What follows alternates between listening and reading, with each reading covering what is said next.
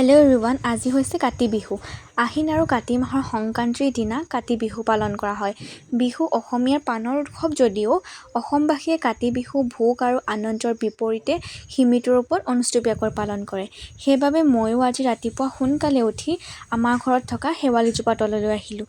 কিয়নো গধূলি সময়ত তুলসীৰ তলত শেৱালি ফুলেৰে সজাম। সেইবাবে মই বুটলিবলৈ আহিলোঁ। আমাৰ গছজোপা অৰ্থাৎ শেৱালিজোপা বিশেষ ডাঙৰ নহয়, সৰুৱে হৈ আছে। তথাপিও বহুখিনিয়ে পালোঁ। আজি প্ৰথমবাৰৰ বাবে নিজৰ ঘৰৰ ফুলেৰে সজাম। কাতি বিহুৰ কাৰণে তুলসী ভেটি আমাৰ বনাই থকা হৈছে। আপোনালোকক বনাইছেনে বাৰু? দেখাই আছোঁ দেই আমাৰ কেনেকৈ বনাইছে। ভাইটিয়ে বনাই আছে। এয়া সি বনাই আছে, দেখিছেনে বাৰু? কি বনাইছে নাজানো আৰু, খালি বনাই আছে। তাৰপিছত ভাগিন পোৱালিটো আহিলে, সি খেলি আছে পুৰা।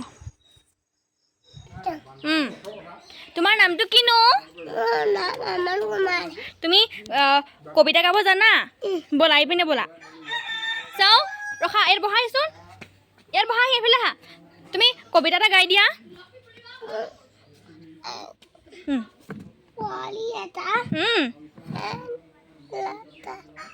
কেকটাটো গাই দিয়া। কেকটাটো গাই দিয়া।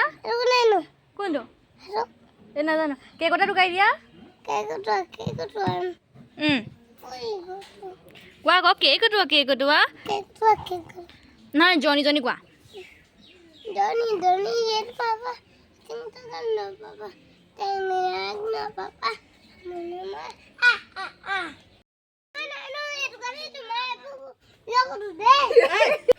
তুমি বনেগা নিনিবা আকৌ।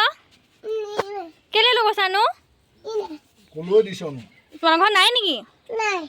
মোক নিবা নাই এতিয়া? উঠা, ধুনুকে উঠা। উঠা আকৌ। তাৰপাছত সিহঁতো ঘৰলৈ গ'ল, আমিও কামত লাগিলোঁ। তাৰপিছত এই আমাৰে শেৱালি ফুলেৰে তুলসী ভেটি সজাই আছে। মই এবাৰ সজাবলৈ নাপালোঁ বিশেষ অসুবিধাৰ বাবে। সেইবাবে মায়ে মোক কেনেকৈ সজাম, কেনেকৈ দিম সুধি মায়ে সজাই আছে। দেখিছেনে ৰাইজ, আমাৰ হৈ গ'ল তুলসী ভেটি সজাই পিনে।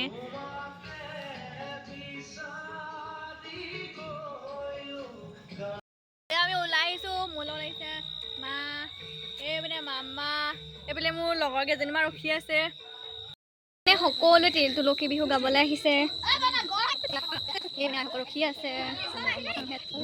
আমাৰ ইয়াত সৰু ডাঙৰ সকলোৱে মিলি সকলোৰে ঘৰত নাম গোৱা হয় আৰু প্ৰসাদ বিতৰণ কৰা হয়।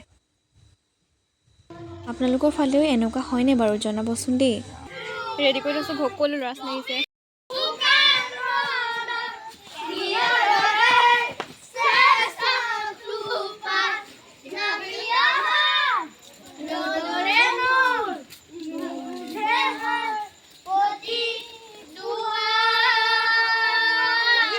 আমাৰ ইয়াত এনেদৰে কাতি বিহু উদযাপন কৰা হয়। তুলসীৰ তলে মৃগপহু চৰে, তাকে দেখি ৰামচন্দ্ৰই শৰধেনু ধৰে। সকলোলৈকে কাতি বিহুৰ শুভেচ্ছা জনালোঁ। আজিলৈ ইমানতে সামৰিছোঁ দেই ভিডিঅ'টো। বাই।